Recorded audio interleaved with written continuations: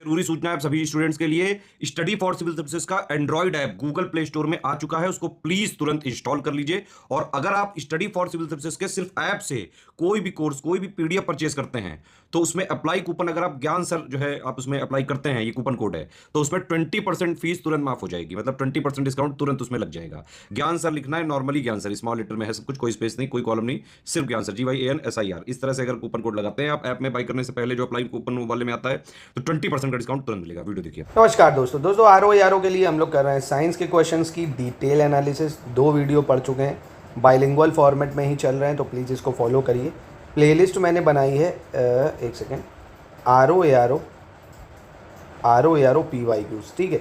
सिर्फ R O में जो आए हैं वो करा रहा हूँ, यूपी PCS के नहीं, आर ओ में जो पूछे हैं, ठीक है। अभी साइंस के जैसे ही ख़त्म होंगे फिर miscellaneous, UP GK, history, geography, ठीक है, ये सब भी कराऊंगा। तो लगातार इसको फॉलो करिए, काफ़ी ओवरव्यू आपको एक मिल जाएगा, उसी हिसाब से आप तैयारी करते रहिए, ठीक है।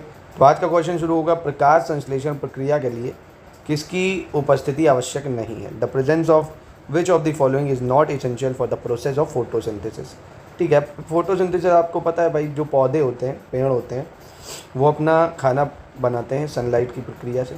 तो ये क्या करते हैं भाई, ऑक्सीजन रिलीज़ करते हैं, है ना, CO2 एब्जॉर्ब करते हैं, कार्बन डाइऑक्साइड को एब्जॉर्ब करते हैं। तो ऑक्सीजन की आवश्यकता नहीं होती, सूर्य का प्रकाश चाहिए, जल चाहिए और कार्बन डाइऑक्साइड चाहिए ना, ये 3 चीज़ें चाहिए। ऑक्सीजन तो वो खुद ही आपको बना के दे देंगे, ये फ्यूल है उनका, उनको ये खिलाओ और बदले में ऑक्सीजन लो, ठीक है।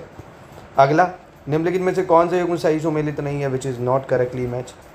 अमरबेल तना परजीवी, चंदन जड़ परजीवी, आर्किड आधिपादप या घटपर्णी जलोद्भिद। इंग्लिश में बोले तो cuscuta stem parasite, sandalwood root parasite, orchid epiphyte और पिचर प्लांट हाइड्रोफाइट। ये पहले आप डायग्राम देखिए, ये है पिचर प्लांट। ये क्या है? Pitcher plant. ये हाइड्रोफाइट्स मतलब जल में थोड़ी होता है ना, ये एक कार्निवोर प्लांट है। इसमें जैसे ही कोई पता कीड़ा बैठता है, ये पट मुँह बंद कर लेता, खा जाता है इसको। तो ये क्या है भाई, एक तरह से कार्निवोर है ना, प्राइमरी कार्निवोर इसको बोलते हैं। ये खुद अपना फूड जो है क्या बना पाता है? नहीं, मतलब प्रोड्यूसर भी है, अपना फूड बना लेगा। इंसेक्टिवोरस प्लांट है, मतलब कीड़े वीड़े भी खाता है, जैसे कोई आएगा फटे से बंद हो जाएगा, है ना। तो ये याद रखिएगा। तो यहाँ पे ऑप्शन जो डी है वो गलत हो जाता है। अगला देखते हैं, कह रहा निम्नलिखित हार्मोन से कौन सा एक स्त्रीलिंग हार्मोन है? मतलब which one of the following hormone is a female hormone? Androsterone, testosterone, estrogen या थायरॉक्सिन? तो बेहद आसान था दोस्तों। एस्ट्रोजन जो है ये एक मादा समूह का हार्मोन है, मतलब फीमेल हार्मोन है ना, जो उनमें जो सेक्सुअल इंटरकोर्स होता है, मतलब सेक्स जागरूकता के लिए जिम्मेदार होता है एस्ट्रोजन, है ना, जिसमें भी एस्ट्रोजन ज़्यादा मात्रा में पाया जाता है। तो एस्ट्रोजन इसका आंसर हो जाएगा। अगला, विच of the following pair is not correctly match? निम्नलिखित में से कौन सा युग्म सही सुमेलित नहीं है, ये बताना है। बहुत ही आसान है ये। विटामिन से देखिए सवाल ज़रूर आता है, मैंने विटामिन का एक वीडियो पूरा डाला हुआ डिटेल में, उसको पढ़ लीजिएगा। विटामिन डी की कमी से क्या होता है? रिकेट्स होता है, कह रहे हैं। विटामिन सी की कमी से ब्लीडिंग गम, विटामिन ए की कमी से गूट और विटामिन B1 से बेरी। बताइए कौन सा गलत है? तो बहुत ही आसान है, देखिए विटामिन ए की कमी से कौन सा रोग होता है? रतौंधी या नाइट ब्लाइंडनेस, जिसको बोलते हैं, क्या बोलते हैं? नाइट ब्लाइंडनेस इंग्लिश में बोलते हैं, और हिंदी में बोलते हैं रतौंधी। क्या बोलते हैं? रतौंधी। अब इनके नाम भी याद रख लो अगर एग्जाम में, क्योंकि पूछता है ये भी। विटामिन डी को अगर आपको याद हो, क्लैसीफेरॉल बोलते हैं। क्या बोलते हैं? क्लैसीफेरॉल। हिंदी इंग्लिश दोनों में सेम नाम है। सी का आप सभी को याद होगा, एस्कॉर्बिक एसिड होता है, एस्कॉर्बिक एसिड, ठीक है। विटामिन ए को रेटिनॉल बोला जाता है, रेटिनॉल। और विटामिन B1 को क्या बोलते हैं? विटामिन B1 को थायमीन बोलते हैं, थायमीन। विटामिन जरूर रट लो, दिन रात दिन रात दिन रात, है ना, उससे होने वाले रोग और उसके नाम बहुत इंपॉर्टेंट होते हैं। अगला है, जैसे निम्नलिखित में से कौन सा युग्म सही मैच नहीं कर रहा है? कह रहा chloromycetin anti typhoid, crystal violet antiseptic या पूती रोधी, किनोन मलेरिया रोधी या एंटी मलेरिया, एस्पायरिन एनेस्थेटिस्ट या निश्चेतक? तो बहुत ही आसान था दोस्तों। एस्पायरिन जो होती है ये आपको बताओ फीवर वगैरह में काम आती है ना, रिड्यूस करती है फीवर को, कोल्ड को, हेडेक को। तो ये है, ये एनेस्थेटिक नहीं होती, मतलब निश्चेतक के रूप में नहीं यूज़ होती, तो ये गलत हो जाएगा। बाकी ये तीनों सही हैं, ठीक है। मेडिसिन थी जिसके बारे में आपसे पूछ रहा था। अगला है, the total volume of blood in normal adult human waiting 17 kg। एक सामान्य 70 किलोग्राम भार वाले वयस्क मनुष्य में रक्त की कुल मात्रा कितनी होगी? जैसे मान लीजिए मेरा वेट 70 8 kg है, ठीक है। तो कितना रक्त होगा, किसी का अगर 70 किलो है तो उसमें कितने रक्त की मात्रा होती है, तो उसमें रक्त की मात्रा होती है 5000 मिलीलीटर। कितने, 5000 मिलीलीटर। अब इसको लीटर में चेंज करना है, 1000 से डिवाइड कर दो, है ना, तो कितना आ जाएगा आपके 5 लीटर। तो क्या याद रखना, 70 किलो भार वाले पे 5000 मिलीलीटर। तो आप कहोगे सर अगली बार अगर 80 किलो पूछ लिया तब, 90 पूछ लिया तब, तो अब ऐसे याद रखो। देखिए पहली चीज़, ब्लड आपको पता है शरीर के और भी चीज़ों पर डिपेंड करता है, खान पान कैसा है, पर जो अमूमन लॉ होता है वो ये है कि जो भी आपका वज़न है, आपके वज़न का 7% ब्लड होता है, ठीक है। आप इस लॉ के हिसाब से उत्तर देना है ना, जो पूछा जाता है आपसे। जैसे मान लीजिए आपका वज़न 90 किलो है, तो उसका 7% निकाल लो भाई, 9 से 63 है ना, 6300 ml आ जाएगा। इस तरह से निकाला जाता है, ठीक है। आपको ये याद रखना है, वज़न का 7% हमारे शरीर में ब्लड होता है। अगला है 87, कह रहा है which of the following enzyme break down protein into amino acid. कौन सा एंजाइम प्रोटीन को अमीनो अम्लों में विघटित करता है, पेप्सिन, लैक्टेस, यूरियस या जीमीस। ये भी आसान प्रश्न था, ये तो आप सभी को पता होगा, काफ़ी आसान था। पेप्सिन है ना, पेप्सिन जो होता है ये अमीनो एसिड में कन्वर्ट कर देता है प्रोटीन को ब्रेक्स करके। अगला देखते हैं, कह रहा है which statement is correct, bacteriophages are viruses that infect bacteria, bacteriophages are used in genetic engineering. मतलब जीवाणु भोजी विषाणु होते हैं जो जीवाणुओं को संक्रमित करते हैं। जीवाणु भोजी आनुवंशिक अभियांत्रिकी में प्रयुक्त होते हैं। खतरनाक हिंदी होती है देखिए कई। तो देखो बैक्टीरियोफेज जो होते हैं वो वायरस ही होते हैं एक तरह से, जो इन्फेक्ट करते हैं बैक्टीरिया, ठीक है। और बैक्टीरियोफेज यूज होता है जेनेटिक इंजीनियरिंग में, ये भी बिल्कुल ठीक है।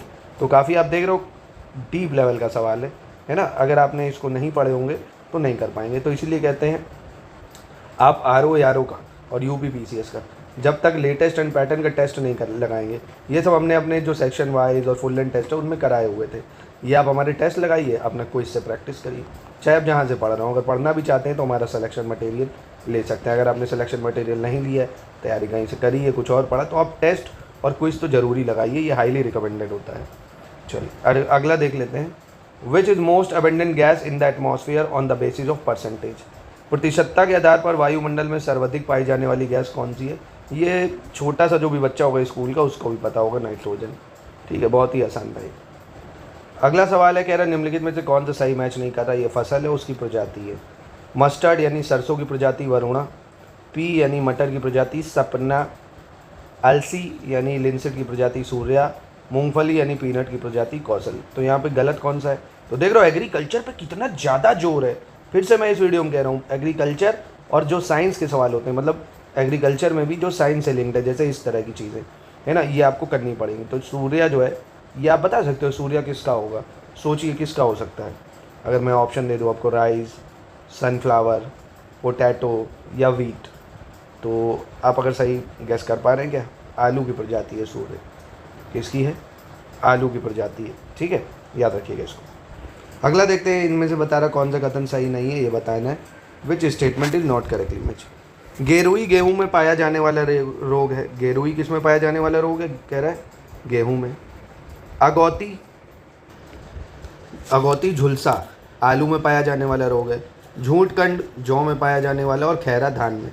तो देखिए फिर से वही सवाल, साइंस का एग्रीकल्चर, मतलब कौन सी क्रॉप में कौन सा रोग रहता है, एक टॉपिक ही ये भी नोट कर लीजिए। कल के वीडियो में मैंने आपको देसी नस्ल और वो बताई थी, वो करना। क्रॉप की फसलों के नाम है ना, कौन सा बीज किसका, जैसे सूर्या, पूसा, ये, और कौन सी क्रॉप में कौन सा रोग लगता है, ये भी सवाल बहुत आता है। विटामिन, ये भी आज ही नोट करके आज ही इसको पढ़ डालिएगा। तो हालांकि अगर इसमें हम लोग देखें कौन सा गलत होगा, तो गलत होगा आपका तीसरा वाला ऑप्शन, यानी झूठकंड, फॉल्स स्मट, जौ में पाया जाता है, ये गलत है। ये चावल में लगता है। झूठकंड किस में लगता है, या फॉल्स स्मट राइस में, ठीक है। तो याद रखिएगा, rust is a disease found in wheat, गेहूं में रस्ट लगता है। अर्ली ब्लाइट जो है वो आलू में लगती है, जिसको अगौती झुलसा कहते हैं। फॉल्स स्मट राइस में लगती है। खैरा पैडी में लगती है, ठीक है, याद रखना, फिर पूछेगा नहीं तो सोचोगे यार बताया नहीं। चलो आगे बढ़ते हैं। लाईफाई क्या है, वाईफाई सुना था, लाईफाई से संबंधित कौन सा कथन सही नहीं है। कंप्यूटर का सवाल है ये, ठीक है। इसमें कौन सा कथन गलत होगा। लाईफाई का विस्तृत रूप लाइट फिडेलिटी यानी प्रकाशपात रूपक है। The expanded form of Li-Fi is light Fidelity. Bharat में लाईफाई का सफल परीक्षण 29 जनवरी 2018 को सूचना मंत्रालय ने किया था। लाईफाई द्वारा 10 GB पर सेकंड डाटा को 1 किलोमीटर प्रति दिन भेजा जा सकता है। इसका क्रियान्वयन ऑप्टिकल फाइबर नेटवर्क द्वारा किया जाता है, ये बस गलत हो जाएगा। ऑप्टिकल फाइबर नेटवर्क से नहीं करते, ठीक है, ये गलत है। ये करंट अफेयर से लिंक करके ही कह सकते हो, पूछा गया है। निम्नलिखित में से कौन सा जैव निम्नीकरण है? Which of the following is biodegradable? लड्डू सवाल देखिए, है ना बहुत आसान। कौन बायोडिग्रेडेबल है? बायोडिग्रेडेबल का मतलब समझे क्या हुआ कि जैसे हमने पृथ्वी में डाला और कुछ सालों बाद घुल गया, ख़त्म हो गया, जैसे पन्नी नहीं घलता है ना, तो ये क्या है आपका? बायोडिग्रेडेबल है? नहीं है। प्लास्टिक क्या बायोडिग्रेडेबल है? नहीं। पॉलीथीन बायोडिग्रेडेबल है? नहीं। पारा और रबर में आप कंफ्यूज हो गए दोस्तों। तो रबर जो है ये बायोडिग्रेडेबल है, प्लांट प्रोडक्ट होती है, घुल जाती है भाई वापस से सॉइल में, ठीक है।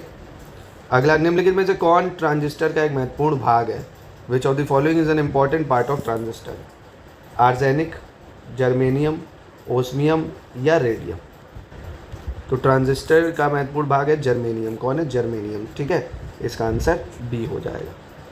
अगला है, निम्नलिखित कथनों पर विचार करना है। हल्के रंगीन कपड़ों को गर्मी में वरीयता दी जाती है भाई, क्योंकि हल्के रंग ऊष्मा को कम अवशोषित करते हैं। तो है ना, देखो एकदम लड्डू सवाल है ना। कौन सा ऑप्शन सही होना चाहिए इसमें? हल्के रंगीन कपड़े गर्मी में पहनते हैं, ठीक पहनते हैं। क्यों पहनते हैं भाई? क्योंकि जो हल्के रंग है वो ऊष्मा को कम अवशोषित करते हैं, ये भी ठीक है, और यही इसका कारण भी हो जाएगा, यानी ऑप्शन नहीं हो जाएगा, ठीक है। अगला है, निम्नलिखित में से कौन सा सुमेलित है ये बताना है। थर्मो रजिस्टर इलेक्ट्रॉनिक थर्मामीटर है। संधारित्र यानी कैपेसिटर एक थर्मोमीटर होता है।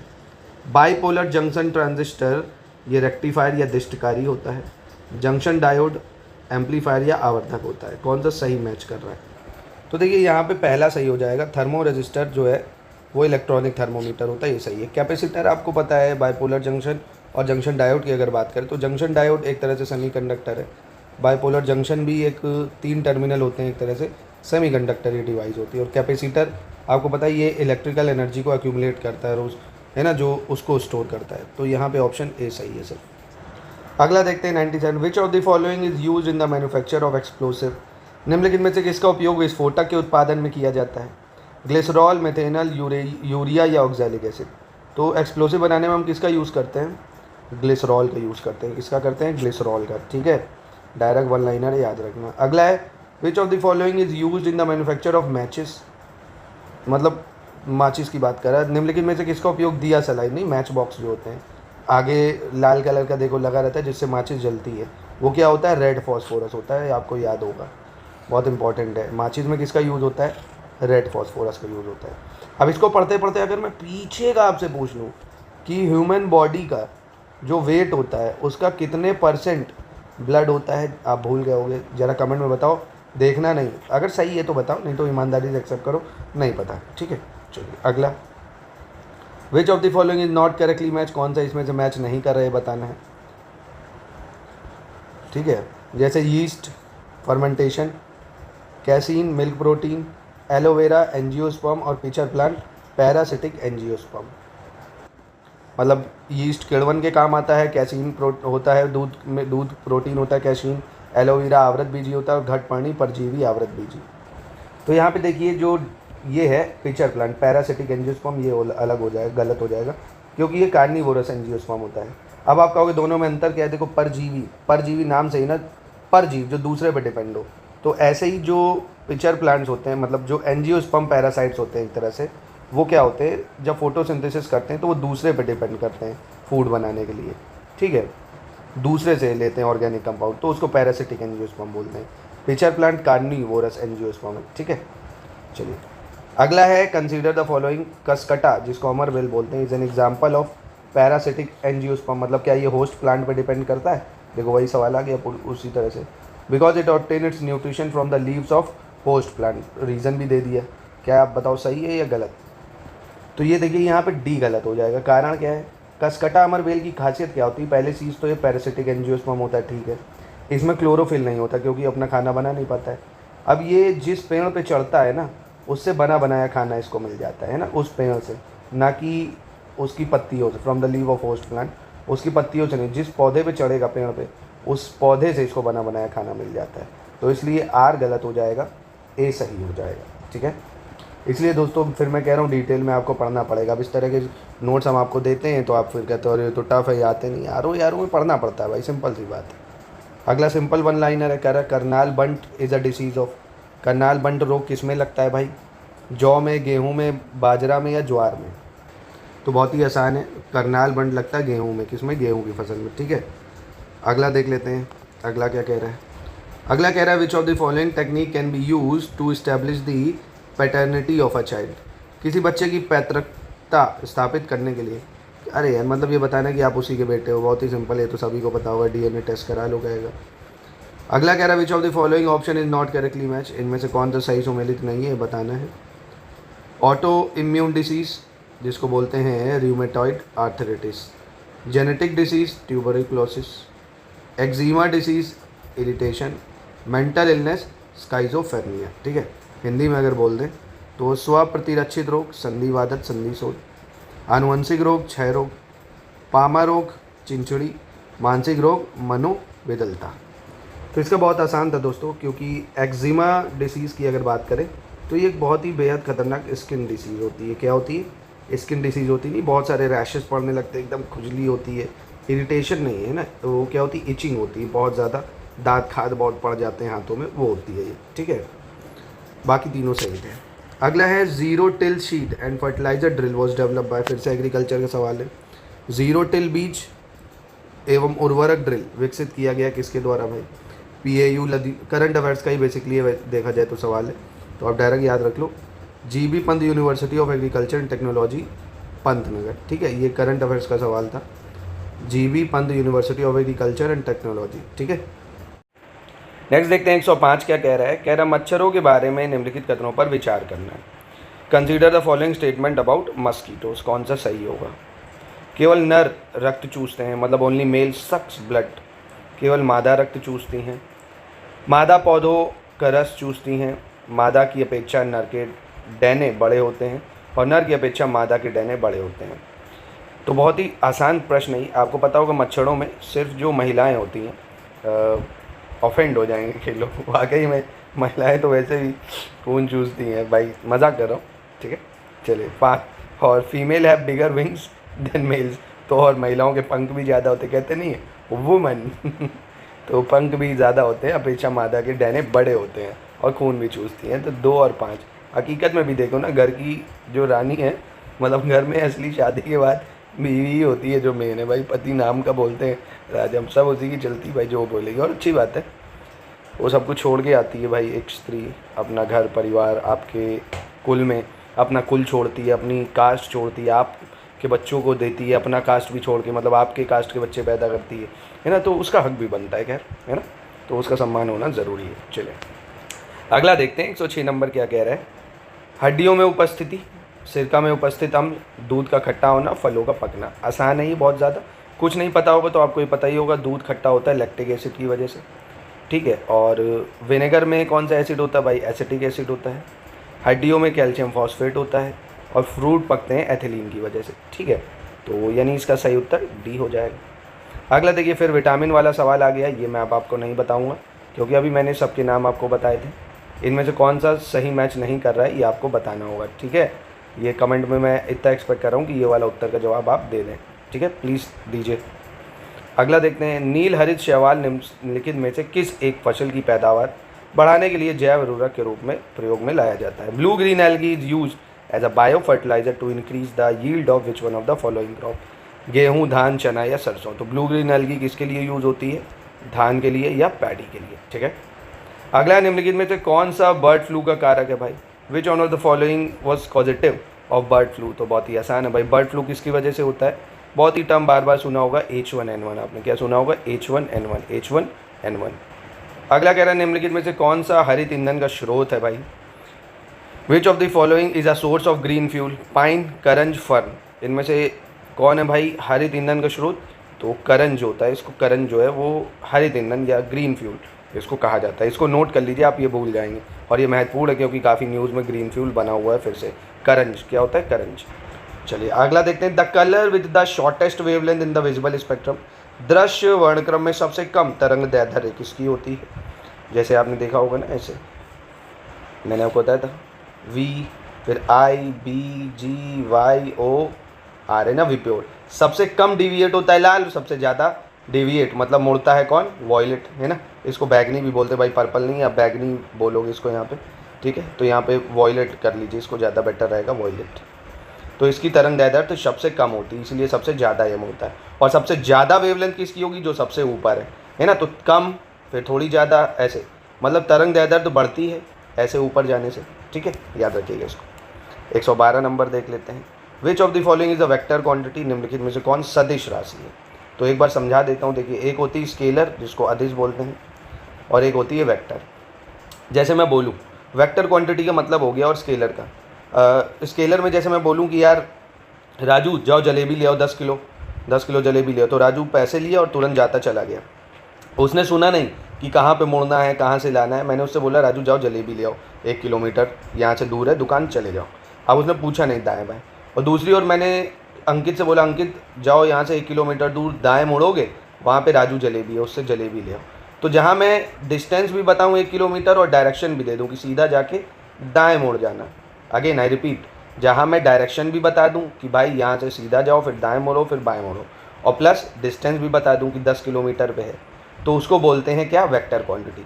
ठीक है, जहाँ पे दिशा भी होती है प्लस परिमाण भी होता है। दिशा और परिमाण, परिमाण मतलब यही नंबर्स जो होते हैं, ठीक है। और जहाँ पे सिर्फ परिमाण होता है, दिशा नहीं होती है, उसको अदिश बोल देते हैं या स्केलर बोल देते हैं। जैसे मैं चाल की बात करूँ और वेग की बात करूँ, दोनों अलग हैं। चाल में क्या है, मैं कहूँ मैं 100 किलोमीटर पर आवर से दौड़ रहा हूँ, तो ये मेरी चाल है, ये स्केलर क्वांटिटी है, यानी अदिश राशि है। अगर मैं बोलूँ मैं 100 किलोमीटर प्रति घंटा नॉर्थ दिशा में या उत्तर दिशा में दौड़ रहा हूँ, तो ये मेरा क्या हो गया? वेग हो गया, है ना। स्पीड विथ डायरेक्शन, दिशा के साथ जब आप दौड़ते हो या चलते हो तो वो वेलोसिटी बन जाता है, ठीक है। तो इसमें से वेक्टर क्वांटिटी कौन होगा? बेहद आसान है पहचानना। डिस्प्लेसमेंट, डिस्प्लेसमेंट में क्या होती है? दिशा भी होती है। भाई अगर अभी आप अपने घर से इलाहाबाद जा रहे हैं तो आप डिस्प्लेस हुए ना, उसकी एक दिशा है इलाहाबाद की, ऐसे तो नहीं इलाहाबाद कहीं भी है। तो डिस्प्लेसमेंट कैसी राशि होगी? सदिश राशि होगी, ठीक है, याद रखिएगा। अगला है a weightless balloon is filled with 200 gram of water, its weight in water will be. एक भारहीन गुब्बारे में 200 ग्राम जल भरा गया है, उसका जल में भार कितना होगा? तो बहुत ही आसान है दोस्तों, आपने जीरो ही हो जाएगा। आप चाहे 100 कुंटल की चीज़ ले लें, पानी में डुबा दें तो वो जीरो ही हो जाएगी ना भाई। क्यों? क्योंकि जितना भार वो ऊपर लगाता है, पानी उतना ही भार ऊपर लगाता है। इसको बचपन में पढ़ा होगा आपने, अपथ्रस्ट बोलते थे ना, अपथ्रस्ट बोलते हैं जो, ठीक है, तो जीरो हो जाएगा। अगला, विच of the following is not a micro element? कौन सूक्ष्म तत्व नहीं है इनमें से? आयरन, जिंक, सल्फर या मैंगनीज, ठीक है, ये भी इजी है, बचपन में पढ़ा होगा आपने, गंधक या सल्फर हो जाएगा, ठीक है। अगला है which of the following is not correctly match? इसमें से कौन सा सही मैच नहीं कर रहा है? Chlorophyll, magnesium, haemoglobin, iron, table salt, sodium, washing soda, potassium. तो ये सभी को पता होगा, वॉशिंग सोडा को सोडियम कार्बोनेट बोलते हैं। क्या बोलते हैं? सोडियम कार्बोनेट, है ना। और बाकी ये तीनों सही हैं भाई, ठीक है, याद रखिएगा इसको। अगला, विच of the following promote ripening of fruit? अभी बताया फ्रूट किसकी वजह से पकते हैं, फलों का पकना एथिलीन की वजह से होता है। किसकी वजह से होता है? एथिलीन की वजह से। फिर से देखिए विटामिन का सवाल आया, विच one of the following vitamin is not store in body? निम्नलिखित विटामिनों में से कौन सा शरीर में भंडारित नहीं होता है? तो कौन सा हमारे शरीर में भंडारित नहीं होता है? तो विटामिन सी जो है वो स्टोर नहीं होता हमारी बॉडी में, ये आपको याद रखना है, भूलना नहीं, इसको नोट कर लीजिए कहीं, काफ़ी महत्वपूर्ण है। Vitamin C is not stored in our body, ठीक है। अगला है which of the following vitamin contain cobalt? किन विटामिन में कोबाल्ट होता है? बहुत ज़्यादा महत्वपूर्ण है ये भी सवाल। विटामिन B12 में क्या होता है? कोबाल्ट होता है। क्या होता है? कोबाल्ट, क्योंकि इसका नाम ही है भाई कोबलामिन, है ना, COBALAMIN, कोबलामिन, इसलिए इसमें कोबाल्ट होता है। अगर आपको यही पता होता तो भी यार आप आराम से कर सकते थे। अगला देखते हैं, कह रहा है golden rice is the most abundant source of? Golden चावल में कौन सा विटामिन सबसे ज़्यादा होता है? तो गोल्डन राइस में कौन सा होता है पता है? विटामिन A सबसे ज़्यादा मात्रा में होता है, ठीक है। चलिए आज का अंतिम प्रश्न देखते हैं। अफीम प्राप्त किया जाता है, ओपियम इज ऑब्टेन फ्रॉम? सूखी पत्तियों से, जड़ों से, बिना पके फल के लेटेक्स से, या पके फल के लेटेक्स से? मतलब dry leaves, roots, latex from unripe fruit, latex of ripe fruit. तो आप अगर तुक्का मुझे कहूँ लगाना होगा तो आप किस पे लगाओगे? तो आपको पता चल रहा ये जो दो वर्ड हैं लेटेक्स, लेटेक्स, आप इन्हीं को सोच रहे होगे और सही भी सोच रहे हो। तो ये हमें मिलता है बिना पके फल के लेटेक्स, है ना, अनराइप फ्रूट जो होता है लेटेक्स का, उससे, ठीक है। तो यहीं पे करते हैं इसकी समाप्ति। इसको लगातार फॉलो करिए, बस 2 से 3 वीडियो और मिलेंगे, फिर मैं हिस्ट्री चालू करूँगा RO की, ठीक है। हिस्ट्री करूँ या मिसलेनियस, आप मुझे कमेंट में बताइए, तो मैं वही चालू करूँगा इसके बाद।